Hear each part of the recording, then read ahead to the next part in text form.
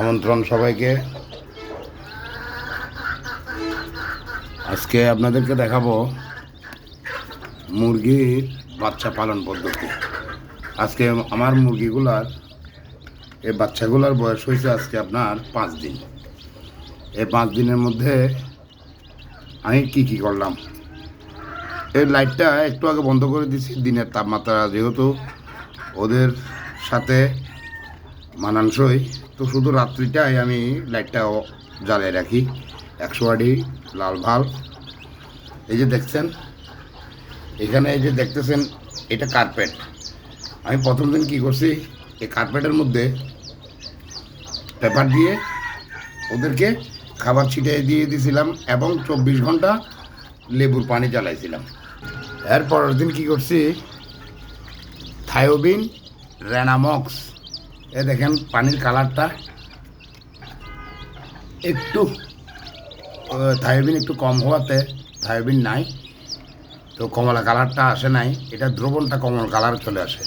তো এই যে দেখতেছেন বাচ্চাগুলোকে যে রেনামক্স, থায়োবিন এবং লাইসোবিট দিয়ে আজকে 2-3 দিন যাবৎ, 4 দিন যাবৎ ব্রুডিং করতেছি। আজকে এই বাচ্চার বয়স 5 দিন। তো ইনশাল্লাহ 5 দিন বয়সের মধ্যে আমি 2 দিন 2 রাত্রি এবং 1 দিন, মোট 2.5 দিন আমি এই পত্রিকার মধ্যে রাখছি। পত্রিকার মধ্যে রাখার পরে হয়েছে কি, পত্রিকা 5 দিন পর, 2.5 দিন পরে ফেলে দেওয়ার পরে এই কার্পেটের মধ্যে আজকে এই 2 দিন চলতেছে, কালকে এবং আজকে চলতেছে।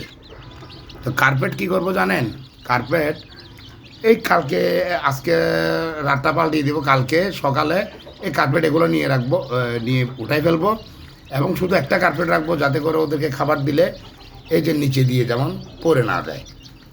শুধু খাবার একটা কার্পেট রাখবো আর সবগুলো উঠাই ফেলবো। দেখছেন বাচ্চাগুলো কি সুন্দর চনমনে, দেখেন। ইনশাল্লাহ বাচ্চাগুলো ঠিক আছে।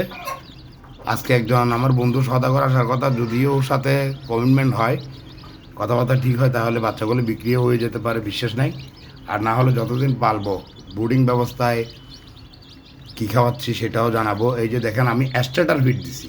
আপনারা মুরগির বাচ্চা 0 দিন থেকে আপনারা বাচ্চাকে যদি পালন করতে হয়, 0 দিনের থেকে শুরু করবেন। স্টার্ট দিয়ে শুরু করবেন, স্টার্টার ফিড স্টার্ট দিয়ে শুরু হবে। সেটা নারিশ, কাজী, নাহার, আরও বিভিন্ন ধরনের ভালো কোম্পানির আপনারা এই স্টার্টার ফিড দেখছেন আমি ছিটাই দিয়েছি। ওরা খাচ্ছে কীভাবে, এভাবে আপনারা ছিটাই দিবেন, খাবে সেইভাবে। তারপরে এই স্টার্টার ফিড দিয়ে শুরু করবে, অন্যান্য কোনো খাবার দিবেন না, চাউল টাউল অমুক সমুক, তাহলে পিছনে মল লেগে থাকতে পারে, পাকা ঝুলে যেতে পারে।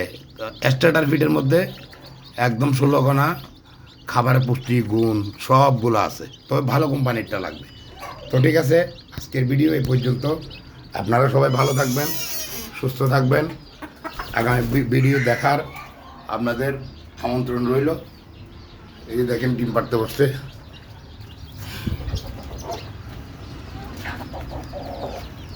আর এই যে দেখেন আমি এই যে বাচ্চাগুলো ছেড়ে দিছি, এই বাচ্চাগুলো বড় হয়েছে, এখন ওরা নিজেরা আত্মরক্ষা করতে পারবে। বড় মুরগি টুকুর দিলে কোনো পশু পাখি আক্রমণ করলে, সেই জন্য ছেড়ে দিছি। আর এই যে দেখেন এটা হচ্ছে 9টা বাচ্চা, একটা মা।